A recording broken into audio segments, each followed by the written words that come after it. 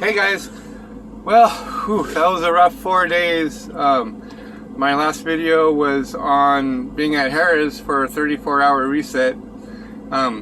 Just before that, we went through a 9.5-hour load time at a shipper. It was a paper company shipper that GP Transco has an account with. But when we got there, it was like 10:30 in the morning. We spent 9.5 hours waiting to be loaded, and finally got loaded. And when we left there, we had like 2 hours of drive time left, maybe 2 hours, maybe an hour and a half. But anyway, Harris was only like an hour away, and so we made it to Harris, and that's when we did our reset, and we did a small video on that. After that, so the rest of the trip, it was kind of all screwed up on getting sleep, because our 34-hour reset came at a time where usually I'm going to bed. It reset at like 7 p.m. Yeah, that's right. 7 p.m. it reset, so like if we didn't get going on the road after the reset, then I would have been late delivering the load. So it was kind of screwed up how all that worked out. Thanks to the paper company, because if they had only taken 2.5 hours, I would have had plenty of time to drive for the rest of the day and keep a regular like day shift schedule. But no, it had to be where I had to wake up or take a little nap and wake up at 7 p.m., get on the road, drive all night long, and then we delivered at 5 o'clock in the morning the next day. And so that totally screwed up our sleep schedule. So we delivered, and then we got off at like 10 in the morning. And then so we had to do another 10-hour reset. And so our times were all screwed up on when we wanted to drive, and it's like driving graveyard. The traffic's okay, but I don't like to do it too much because I get too sleepy, and I just don't like to be tired when I'm driving at all. So it was hard to get back on a day shift thing. We finally got back on it, and then lo and behold, today we have a tight schedule, because it seems like every time I get a load, it's always like 2.5 hours away, like 2 to 3 hour drive just to pick up the load. And so I'm driving empty for like 120 miles, and then long load times. It seems like every load, whether they start loading me quick or not, every load seems to take at least minimum of 2 hours. And if I'm not lucky, like I haven't been the past couple weeks, like the last 3 or 4 loads have been long load times, like 3.5 to 5 hours, 5.5 hours, and then another 9.5 hour load time. So load times are just ridiculous. I mean, the 9.5 hour load time, I got paid for 7.5 hours of it just to sit around, but I wasn't getting any sleep because it was, during the time where I'm usually driving at that time. So when I did get the load, it just messed my whole schedule up. So that was the last 4 days. We drove from Pennsylvania to Maryland, from Maryland to Indiana, and then Indiana, Iowa. Oh, and then we made a trip down to Jackson, Tennessee, and then from there we went to Memphis, Tennessee, and picked up a load going back to Iowa. So we just dropped that off. Was it today?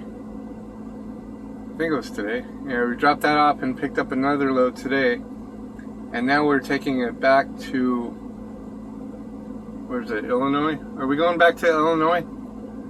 Yeah. Okay, so we're going back to Illinois, and we'll have it delivered by 5 o'clock in the morning. Right now it's well, on Eastern time right now we're at 6 p.m. or 6:12 p.m. Anyway, so in the morning at 5 a.m. Central Time, it'll be dropped. Actually, it'll be a little late because the schedule was so tight. They didn't even give me enough time to take a 10-hour reset. So my dispatcher had to call the company and like make an excuse why I'm going to be late for some reason. I don't know why, because the time they gave me, it took them over here. It's like a, oh, it was Smucker's. So Smucker's jelly is what we're carrying right now. And it took them two and a half hours to load, because when I got there, they opened my door, or I opened my doors, backed into the dock, and they like put the ramp down and then went to lunch. So that was like an hour wasted just for them to get back from lunch. And then it took them like an hour and 15 minutes just to load the trailer after they came back from lunch. So that was another thing. I mean, so after that we had, and the schedule is so tight, it's a 6.5 hour to 7 hour drive. And they didn't, I got out of there at like 2:30, 3 o'clock. And they didn't even allow me enough time to take a 10-hour reset to be able to deliver the load on time. I'm like 2.5 hours shy of their delivery time. So they want it there at 5. I ain't gonna have it there until like 6:30, 7 o'clock. 6:30 at the earliest. So my dispatcher's all, oh, well, I told them you had a flat tire. Well, why do that? I mean, it's their fault for not giving a driver enough time. I mean, for a 12 p.m. load time, you can't expect a driver to have a full 11 hours of drive time left on their clock for the day, to expect them to be able to drop the load off at 5 o'clock in the morning the next morning without taking a 10-hour break. I don't understand some of these companies. They have such tight schedules, and then they want to charge you for being late. I don't know how that works. I'm not the logistics side of anything. I don't really give a crap on what goes on over there, because all the dispatchers, and they don't know crap about driving unless they've been a driver before, and you don't find many of those. So anyway, a rough 4 days. I'm kind of ranting right now because I'm like frustrated that there's no time in between any of these loads for like anything extra. Like, it's 10 hours and you're back on the road. Like, you got to get up, you get parked, you got to eat real quick, and hopefully you have enough time to start digesting your food before you have to fall asleep, and you're right back up. Like, I get up an hour before I start driving so I can have some coffee, right? So 2 cups of coffee and I'm ready to go. But I have to have that hour to fully wake up, because I'm not going to put myself or anybody else in jeopardy because I'm driving tired. That's not going to happen. And I refuse to let it happen. And so that's just part of being safe, you know. So anyway, I hope you enjoyed this rant. If you want to rant with me, leave some comments down below, and I always check my comments and get notified when there's a comment left. So I like to read them and see what you guys say about maybe a company you're working for. Maybe you're working for the same company, I don't know. But what kind of load times do you guys have out there as far as live loads? I'd like to know if I'm one of the only ones that has to wait that long. I know I'm not the only one, because there's like 15 other trucks waiting there.